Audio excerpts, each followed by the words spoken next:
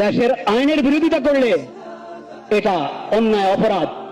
কোরআনের বিধানের বিরোধিতা, কোরআনের বিরুদ্ধে, কোরআন সুন্নাহর ইসলামী শরীয়তের বিপরীত আইন প্রণয়ন, নীতিমালা প্রণয়ন, এটাকে অন্যায়, অপরাধ, কুফর মনে করা জরুরি কিনা?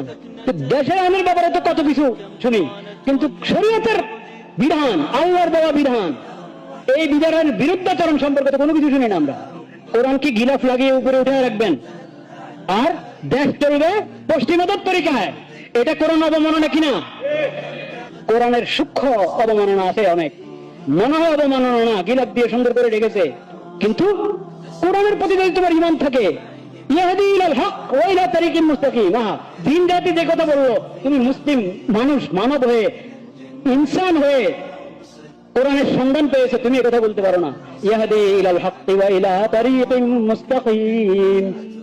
দিন রাতে বলছে এই কোরআন হকের দিকে রাস্তা দেখায়, সঠিক রাস্তার দিকে কি দেখায়? পথ দেখায়। তো সঠিক রাস্তা তরিকা মুস্তাকিম, ইসলামী শরীয়ত, আল হক, ঈমান, আকীদা, এইটা গ্রহণ করো, এটা গ্রহণ করো, এটা পক্ষে থাকো, এটা শিখো, এটা শিখো। ইন্না হাযাল কুরআন ইয়াহদি লিল্লাতী হিয়া আকওয়াম।